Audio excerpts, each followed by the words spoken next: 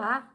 Hoje nós vamos falar sobre famílias. Nós vamos focar nas famílias e ver os comportamentos e as configurações de famílias que favorecem a criança ou adolescente a ter uma vida escolar muito produtiva e a vida de uma forma geral muito produtiva, a vida também como pessoa, né? O crescimento como pessoa, porque isso também faz parte.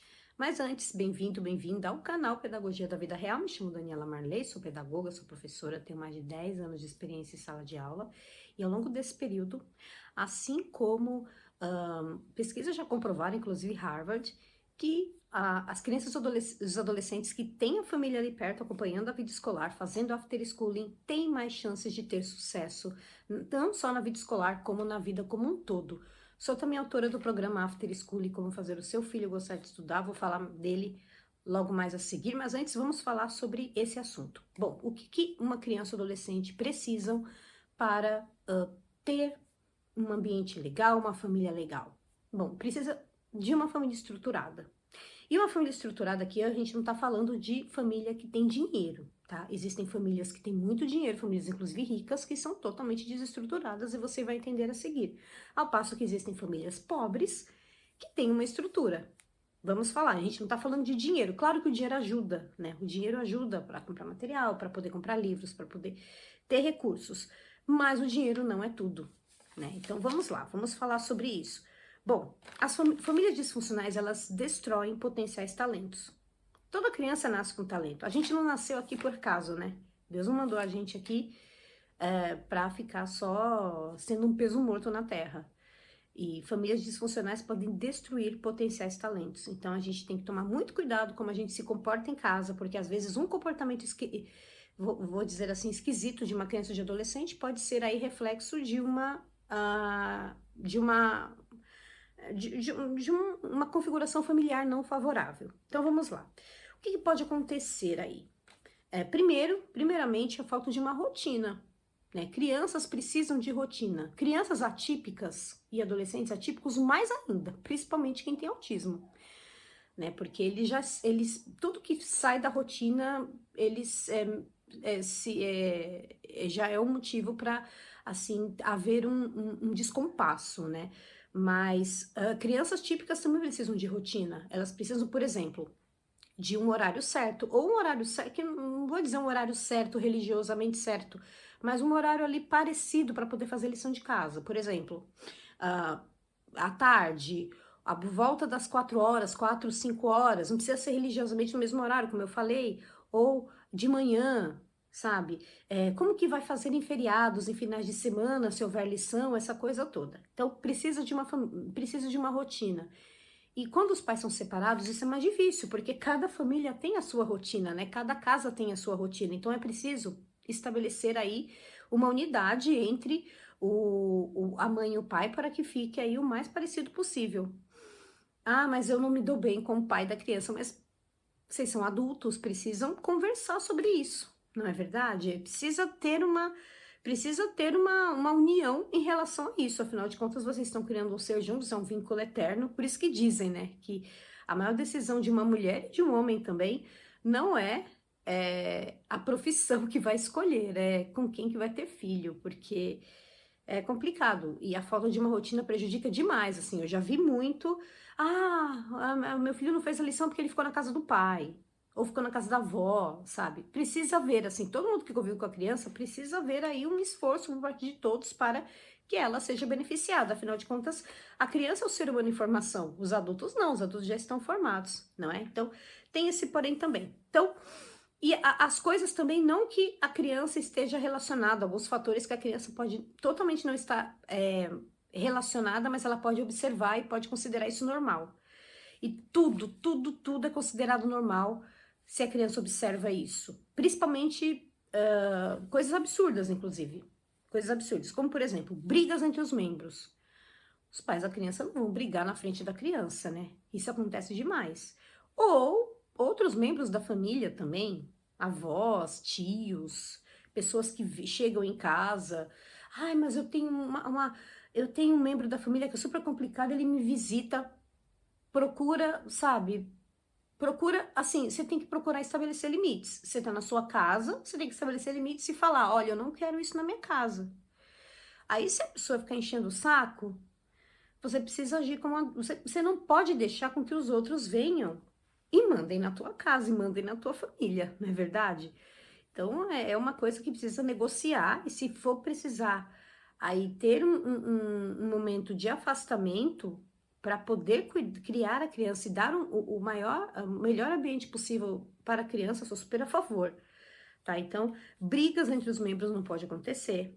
Fofoca. Criança normaliza tudo isso e vai reproduzir fora, vai reproduzir no ambiente escolar, sabe? Fofoca. Um membro da família fica fofocando de outro, sabe? Fica, ai, fulano tá fazendo isso, fulano, ai, você viu, fulano, principalmente quando alguém da família ganha dinheiro, sabe? Alguém da família prospera. Aí começa, né? Aí vem o outro ponto que é a inveja também. A inveja entre os membros da família. E isso é muito complicado também. Então, é uma coisa que não se pode naturalizar, porque a criança acha isso normal. Então, ela vai se tornar alguém invejoso, porque a família dela, se os membros da família têm inveja uns dos outros, ela vai se tornar uma pessoa invejosa. Ela vai se tornar uma pessoa fofoqueira, certo? Deixa eu só pegar minha colinha aqui, que caiu no chão. Outra coisa também é que a criança ou adolescente, eles precisam se sentir pertencentes àquela casa. O que isso significa? Elas não podem se considerar estranhos ali dentro. E assim, eu não tô falando de deixar a criança ou adolescente fazer o que quer. Existe uma hierarquia, tá? Os pais que mandam. Existe uma hierarquia. E as crianças obedecem. Porém, isso não significa que ela seja um estranho ali dentro de casa. Então, por exemplo, se ela quiser ter uma opinião sobre alguma coisa, essa opinião precisa ser validada, tá? Isso através... Tem um livro muito legal chamado Comunicação Não Violenta. Eu não lembro agora quem é o autor, mas é um livro muito legal. Eu acho que eu vou deixar o link aqui desse livro, porque ele te ajuda não só em comunicação com crianças e adolescentes, mas de comunicação de uma forma geral, com pessoas de uma forma geral. Ele te explica, assim, e nesse livro ele fala exatamente, olha, eu entendo o que você sente, por exemplo, a criança não quer tomar banho. Aí ele fala assim, eu entendo o que você sente, mas agora é necessário e você vai ter que tomar banho, porque isso faz parte da sua saúde, isso faz parte da tua higiene pessoal. Você precisa tomar banho, você tem que tomar banho. Falando de uma maneira firme, porém, sem gritar, sem fazer escândalo, sem bater, ou então simplesmente, tá bom, fininho, você pode tomar banho depois, tá? Então não se trata de ter essa permissividade, é isso mesmo? Acho que é, né? Essa permissividade, né? Dar essa permissão toda para a criança, ela sentir um reizinho ali dentro, uma rainhazinha, mas tem uma hierarquia, porém, o que ela sente e as opiniões dela são ouvidas, tá? Então ela precisa se sentir pertencente. A mesma coisa o adolescente, por isso que ele fica o tempo todo com fone de ouvido trancado no quarto. Porque se a família não entende, os amigos, inclusive amigos entre aspas, lá fora vão entender, tá? E aí ele pode ir para o mau caminho. Principalmente agora que nós temos internet, que nós temos redes sociais e que ele pode se comunicar com pessoas do mundo inteiro, certo? Então, esse é um ponto também. E também nós vamos falar aqui dinâmicas disfuncionais. O que significa isso? Famílias que têm narcisistas, que têm pessoas com transtorno de personalidade antissocial, que são psicopatas, aí eu não preciso falar nada, né? Aí não se pode nem conviver. É um caso muito grave, porque a pessoa tem um transtorno, isso faz parte dela, né? Todo transtorno é isso, né? Então não tem cura. Pode ser amenizado, porém não tem cura. Isso é amenizado quando a pessoa não quer, quando a pessoa quer, e na maioria das vezes a pessoa não quer. Você tá gostando, tá concordando com tudo isso? Então, ó, se inscreva aqui, já se inscreva no canal, caso você não seja inscrito, e também deixe o seu like aqui, para que o YouTube recomende esse vídeo para mais pessoas, certo? O ambiente familiar, ele precisa proporcionar tranquilidade, conexão. Isso dá mais trabalho, né? Um ambiente bom para que a criança possa se desenvolver os seus próprios talentos. A conexão entre os membros é uma coisa muito importante mesmo, né? E isso faz com que a criança se sinta pertencente àquele lugar. Nós temos essa necessidade como seres humanos, independentemente da idade. Nós precisamos se sentir pertencentes para que as coisas comecem a fluir. Se você não se sente pertencente a algum lugar, O que você acha que está fazendo ali? Não é verdade? Você não se sente meio um peixe fora d'água? Então a criança também se sente assim, tá? O after schooling é uma excelente oportunidade para que você crie essa conexão com seu filho, para que você crie momentos, crie memórias que ele vai lembrar para o resto da vida. Porque se trata, não é de ensinar, tá? Não é ensinar um conteúdo, é pegar aquilo que ele aprende na escola e ressignificar. Aprender de uma outra forma que esteja totalmente relacionada com o jeito dele de aprender. Lá no programa de After School tem um módulo só sobre isso. Você vai entender como é que seu filho aprende melhor para poder aplicar as técnicas certas. É o modelo que funciona. Gostar de estudar não é sorte, é método. Você precisa ter um método. Tá? Você precisa apresentar isso de uma forma correta. E às vezes a escola não apresenta de uma forma correta. Porque todo mundo ali aprende as mesmas coisas do mesmo jeito. Só que ali temos vários perfis de alunos, alunos que aprendem de formas diferentes. E quem está encaixado ali naquele sistema vai se sentir um peixe fora d'água. Então, esse é o momento que a família tem que pegar na mão, fazer o after schooling e promover esse aprendizado significativo, que tem a ver com a vida real, que tem a ver com as habilidades do século XXI. Afinal de contas, a escola é um sistema centenário que foi fundado para atender às necessidades, para formar pessoas para a Revolução Industrial. Isso faz mais de 200 anos. Então, é esse o sistema que está formando as crianças e adolescentes que nós somos formados e que está formando as crianças e adolescentes hoje, certo? Eu vou deixar aqui o link do programa After Schooling.